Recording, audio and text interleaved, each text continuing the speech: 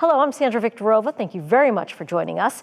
In just over 2 weeks, President-elect Donald Trump returns to the White House. According to the Associated Press, Trump won a bigger percentage of the vote in every state and received 2.5 million more votes than he did 4 years ago, even though voter turnout dropped nationally.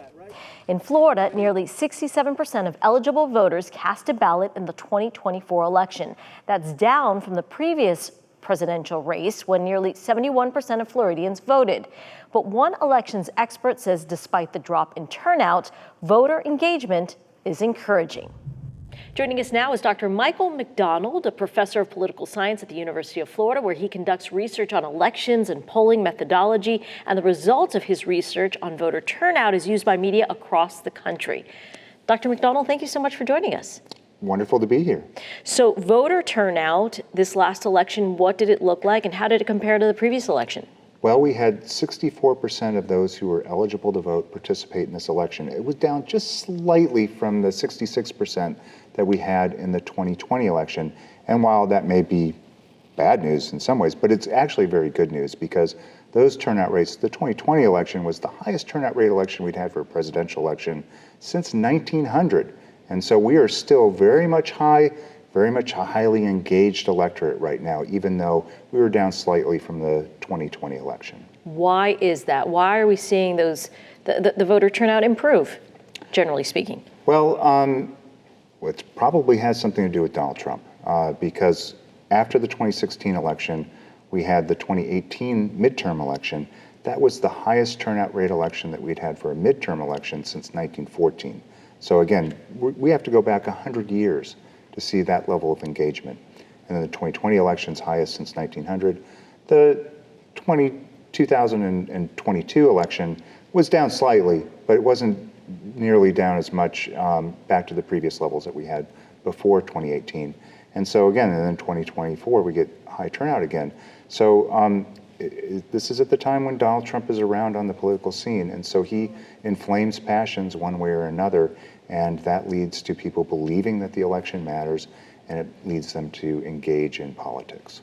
Pollsters keep telling us to pay attention to those swing states, and I'm wondering, obviously there were historic levels of money in those states on advertising, right, to reach those voters. Was that critical to the turnout in those swing states, and what did the turnout look like? Yeah, here's the curious thing about this election. Usually, when turnout rates go up or down, it's like we're on a boat together in the country, and the boat rises or falls with the whole country.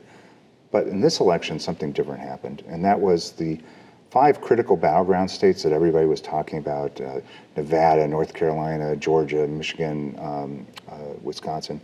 What happened there was we actually saw turnout rates go up compared to 2020. Even though everywhere else in the country we saw turnout rates going down. And so something about how people in those states were consuming information, they were being told that, especially if you were in Pennsylvania, this was it. Yep. Whoever wins Pennsylvania is going to win. And so those people believed that their votes mattered, and they actually showed up at higher numbers. And it's going to be a curious thing, I imagine people are going to be exploring it over the next months and years to come to figure out, well, why did turnout go down elsewhere? Why were people less engaged elsewhere, even if we were seeing greater levels of engagement in these critical battleground states? Why? I know you are really passionate about your work with the Election Lab at the University of Florida. Why is studying voter turnout specifically so important, and sharing that information with the media? Why is it important? For me, I just believe in democracy. I believe that the government should reflect the will of the people who are part of the citizenry of that government. And the best way for people to express themselves is through voting. I mean, that's the basic way. That's the most common way that people engage with their government is through voting. And so I've worked both for Democrats, Republicans. I've worked on projects that will help Democratic-aligned groups, Republican-aligned groups. I don't really care who I'm helping if it's going to help them to vote and engage and be participatory. So that's just my belief that as a country and as a things will function better when the government is responsive to the people. Dr. McDonald, thank you so much for your time. We appreciate it. Oh, wonderful to be here with you. Thank you.